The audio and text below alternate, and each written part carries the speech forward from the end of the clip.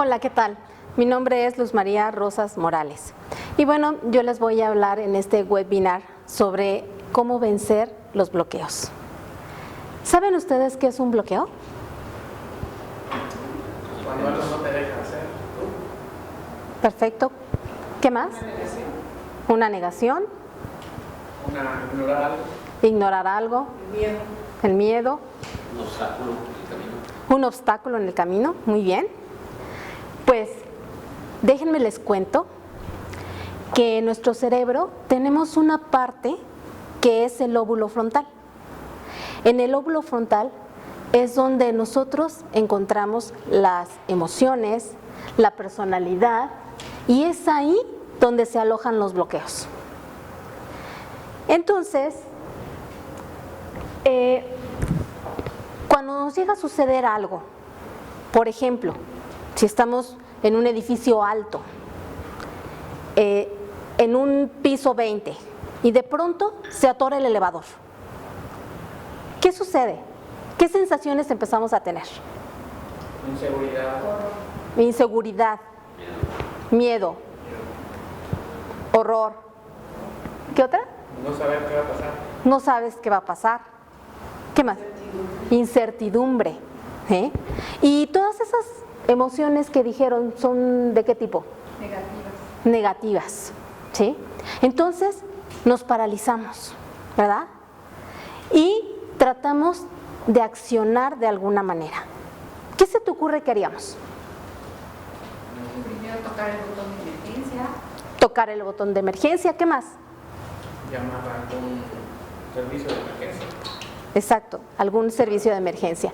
Bien, o si no nos hacen caso, empezaríamos a buscar entre nuestras cosas algún desarmador, alguna pala que pueda ayudarnos a abrir el elevador, ¿verdad? ¿Y para qué? Para salir, para sentirnos libres, ¿verdad? Entonces, ese ejemplo que te estoy poniendo ahorita es precisamente cuando nosotros estamos dentro de un bloqueo, ¿sí? Un bloqueo nos paraliza. Un bloqueo no nos permite accionar, no nos permite pensar creativamente. Y daba yo inicio con el lóbulo frontal, porque el lóbulo frontal es que abarca una tercera parte de nuestro cerebro, ¿sí? Y eso quiere decir que tiene en sí la parte creativa y la parte lógica. ¿Y para qué nos va a servir eso? La parte lógica nos va a llevar a hacer un quiebre. Y la parte creativa nos va a decir ¿para qué? ¿Cómo hacerlo? En el caso del elevador, empezaríamos a accionar. Ponemos la alarma, llamamos a alguien por el celular, buscamos en nuestras cosas cómo poder abrir el elevador para poder salir. Eso es accionar. Y eso es hacer un quiebre, ¿sí? Entonces, además, si lo trasladamos a nuestra vida, cuando nos llega a pasar alguna experiencia difícil, como aquellos en México que pasaron lo del terremoto, ¿cuánta gente se quedó bloqueada? ¿Sí? Por el miedo, por el susto, por el temor, porque fue algo inesperado. Y cuando tú decides terminar con ese bloqueo, haces un quiebre. Es cuando tú dices, basta, quiero ser diferente, ya no quiero sentir miedo, quiero estar bien. ¿Sí?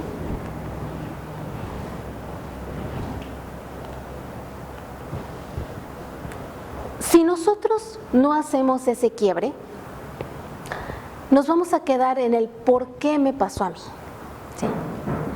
Y cuando nosotros accionamos, es entonces que utilizamos la pregunta ¿para qué? Cuando yo hago esa pregunta ¿para qué? Empiezo a accionar y a buscar la diversidad de soluciones que me puede brindar lo que yo poseo adentro. ¿Y desde dónde creen que vienen esas soluciones? Pues desde uno mismo. Desde uno mismo. ¿En dónde las buscarían?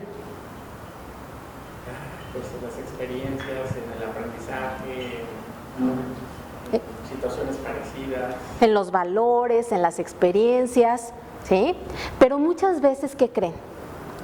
Que de repente nos llega a suceder un bloqueo y tratamos de accionar con las herramientas que se nos dieron a lo mejor en la infancia o que se nos dieron en la rama generacional, y en el tiempo en el que lo estamos aplicando a lo mejor ya no sirven. Y entonces es que tenemos que recurrir otra vez a esa parte creativa para volver a buscar un nuevo tipo de herramienta que nos sirva ante el nuevo problema. ¿Sí? ¿Cómo lo voy a lograr?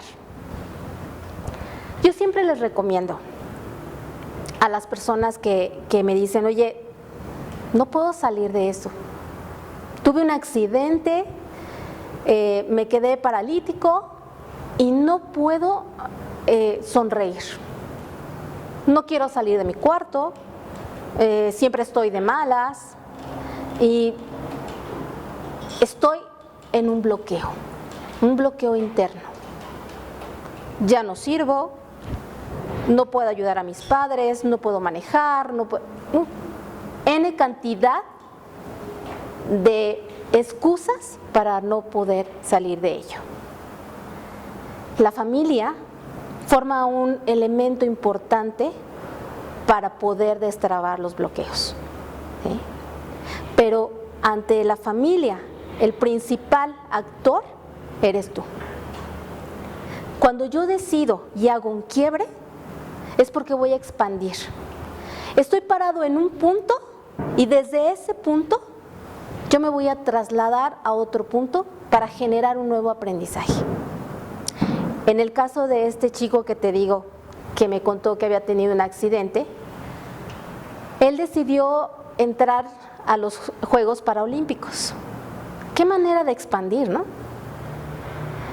Ganó, triunfó y ahora es una persona que también da conferencias, ¿sí?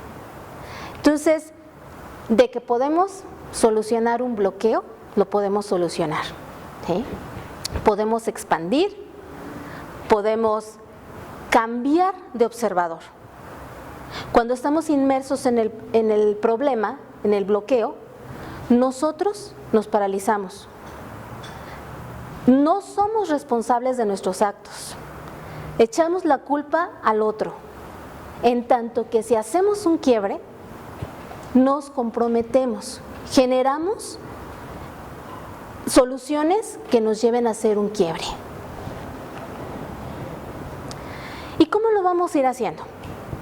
Pues primero, ante esa escucha interior que requerimos, es primero encontrarnos a nosotros mismos. La primera pregunta que nos vamos a hacer y ser bien valientes es, ¿quién soy yo?